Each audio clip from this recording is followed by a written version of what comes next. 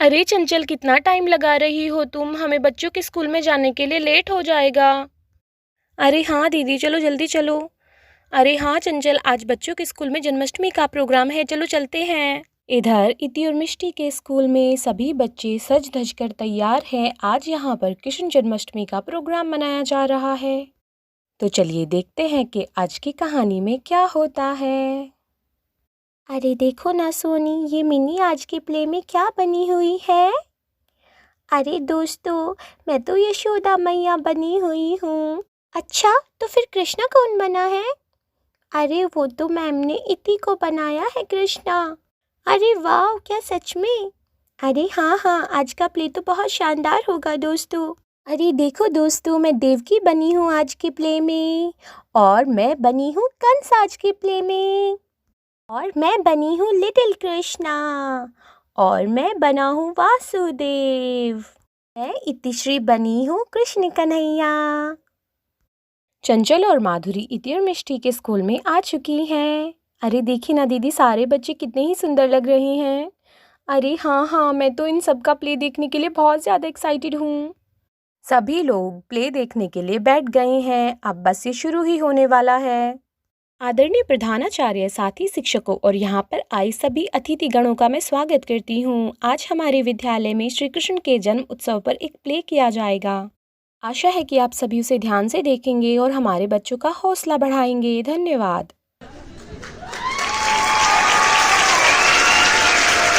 आप सभी की तालियों की गड़गड़ाहट के बीच हम शुरू करते हैं आज का प्ले। तो सभी बच्चे तैयार हो जाएं और अपनी अपनी पोजीशन ले लें। तो चलिए शुरू करते हैं। बहुत समय पहले राजा देवक की पुत्री देवकी का विवाह यदुवंशी राजा वासुदेव के साथ हुआ। इस विवाह से सभी लोग प्रसन्न थे। देवकी की विदाई राजा वासुदेव के साथ होने ही वाली थी कि तभी वहां पर कंस आ जाता है, जो कि देवकी का चचेरा भाई है। देवकी, तुम मेरी प्रिय बहन हो, चलो तुम्हें मैं अपने रथ से छोड़कर आता हूँ। और कंस अपने रथ को लेकर आ जाता है देवकी को विदा करवाने के लिए कि तभी आकाशवाणी होती है। हे कंस, जिस देवकी को तुम इतने प्रेम से विदा कर रहे हो, उसका 8वां पुत्र ही तुम्हारी मृत्यु का कारण बनेगा। अरे तो मैं इस देवकी की ही हत्या कर देता हूँ ताकि कोई कारण ही न बचे मेरी मृत्यु का। अरे महाराज जी, आप क्या कर रहे हैं? आपके ऊपर महिला हत्या का पाप लग जाएगा। देवकी के प्राणों को मत लीजिए। मैं आपको वचन देता हूँ कि जो भी हमारी संतान होगी मैं उसे आपको लाकर सौंप दूंगा। मैं वचन देता हूँ। ठीक है वासुदेव, मैं तुम पर विश्वास कर लेता हूँ कि तुम ऐसा ही करोगे, लेकिन मैं कोई खतरा नहीं उठा सकता। इन दोनों को कारागार में बंदी बनाकर डाल दिया जाए, ये मेरी आज्ञा है।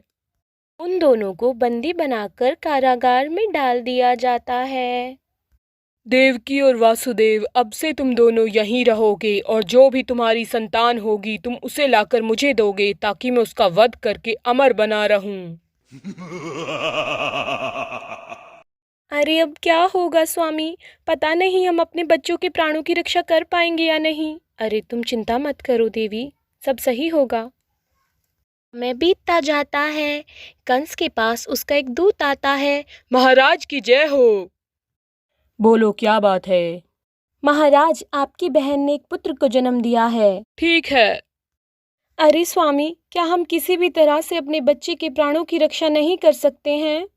बताइए ना। अरे इसमें मैं कुछ नहीं कर सकता हूँ देवकी, आखिर मैंने ही कंस को वचन दिया था। मैं बहुत असहाय हूँ। नहीं, मैं अपने पुत्र को किसी को भी नहीं दूंगी। अरे देवकी, लाओ अपना ये पुत्र मुझे दे दो ताकि मैं इसकी हत्या कर सकूं।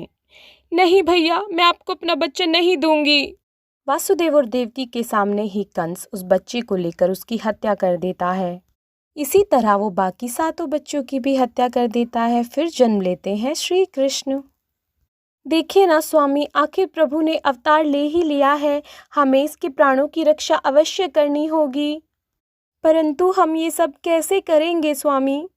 तुम चिंता मत करो देवकी, अगर प्रभु ने अवतार लिया है तो वो कुछ चमत्कार अवश्य ही करेंगे। तभी आकाशवाणी होती है। हे वासुदेव, तुम इस बालक को अपने मित्र नंद के यहाँ पर ले जाओ। जहाँ पर उसकी पत्नी यशोदा ने एक बालिका को जन्म दिया है। तुम इसे वहाँ पर लेटा आओ, उस बालिका को ले आओ।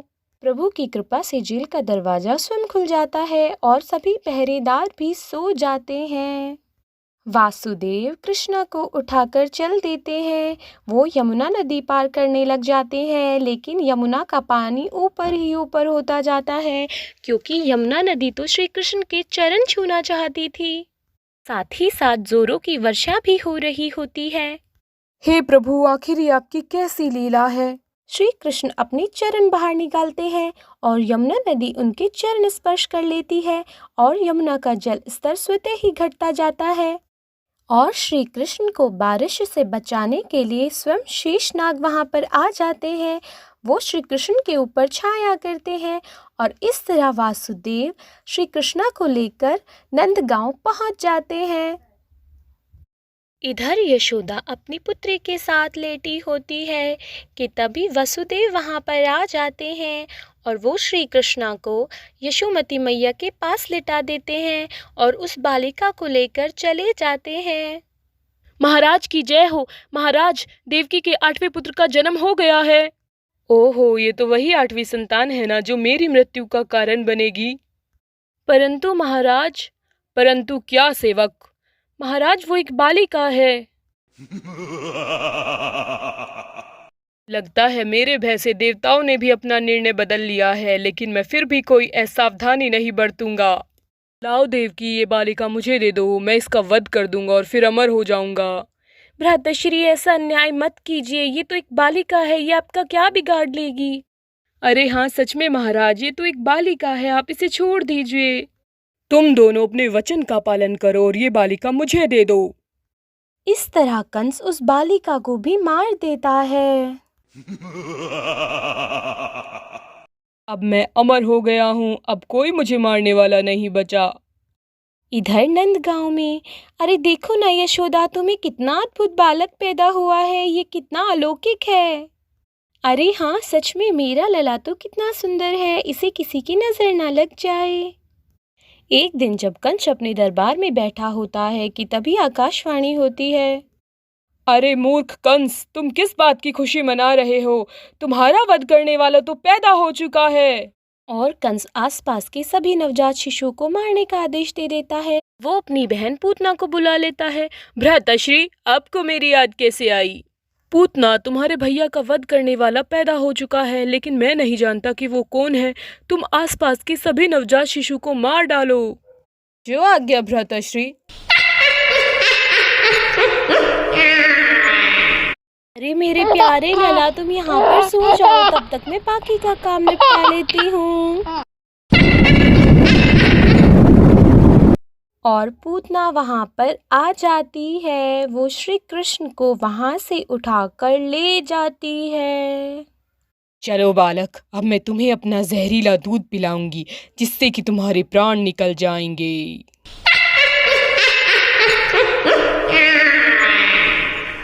और पूतना श्री कृष्ण को लेकर आसमान की तरफ जाने लगती है और आसमान में ले जाकर वो श्री कृष्ण को दूध पिलाने लग जाती है और कृष्णा उसका दूध पीने लग जाते हैं। पूतना को भयानक पीड़ा होती है। अरे कोई मुझे बचाओ, मेरे प्राणों की रक्षा करो। अरे छोड़ दो मुझे, छोड़ो मुझे, बचाओ, अरे छोड़ दो मुझे। पूतना चिल्लाने लगती है, लेकिन श्री कृष्ण उसे नहीं छोड़ते हैं और वो एक भयानक चीख के साथ नीचे गिरने लगती है। जाओ! पूतना नीचे गिर जाती है और उसकी मृत्यु हो जाती है। हे प्रभु, ये राक्षसी कहाँ से आ गई थी मेरे प्यारे कृष्णा के पास। और यशोदा मैया कृष्णा को वहां से उठाकर ले जाती है। कंस को पूतना की मृत्यु का समाचार मिलता है। क्या पूतना की मृत्यु हो गई है? अवश्य ही यही बालक भगवान का अवतार है। कंस कृष्ण को मारने के लिए तरह तरह के प्रयास करता है, परंतु असफल रहता है। इधर कन्हैया माखन खाने में व्यस्त है, क्योंकि माखन उनको अत्यंत प्रिय है।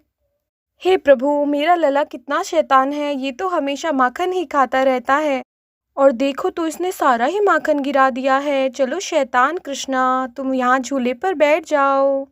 तुम आराम से झूला झूलो कृष्णा, मैं काम कर लेती हूँ। और कृष्णा आराम से झूला झूलने लगते हैं। वक्त बीतता जाता है और कृष्णा बड़े हो जाते हैं। वो आराम से झूला झूल रहे हैं कि तभी मैया वहाँ पर आ जाती है। कन्हैया, क्या सारा दिन झूला ही झूलते रहोगे? जाओ जाकर गैया चराओ। चलो जल्दी जाओ। ठीक है मैया, मैं जाता हूँ। और कृष्णा गैया चराने चले जाते हैं।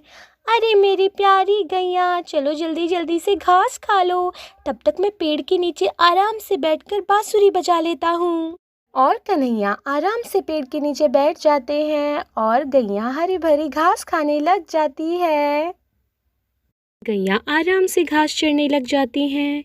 अरे ये तो सभी आराम से घास चर रही हैं, तब तक मैं बांसुरी बजा लेता हूँ।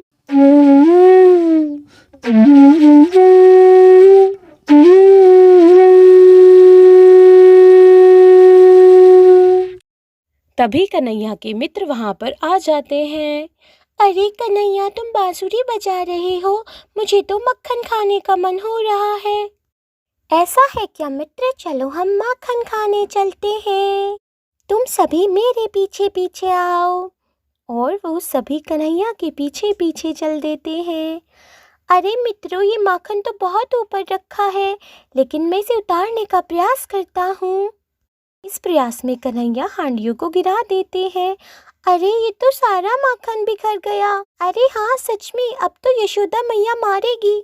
मैया तो मारेगी, लेकिन उससे पहले क्यों ना थोड़ा माखन खा लिया जाए। अरे चलो मैं माखन खा लेता हूँ। अरे ये बर्तनों के टूटने की आवाज़ कहाँ से आ रही है? जाकर देखती हूँ, कहीं कन्हैया ने तो कुछ नहीं कर दिया। हे भगवान, इस बालक का मैं क्या करूँ? इसने तो सारा ही माखन गिरा दिया है। कन्हैया, आज तुम्हारी खैर नहीं है। अब तुम मेरे हाथों से अवश्य ही मार खाओगे। अरे भागो भागो मित्रों। और कृष्णा वहाँ से भाग जाते हैं। इसी तरह वक्त बीतता जाता है और अंततः कृष्णा कंस का वध कर देते हैं। और यहीं पर प्ले समाप्त होता है। बहुत खूब बच्चों, आपने बहुत ही अच्छा काम किया है। सभी लोग बच्चों के लिए तालियां बजाएंगे।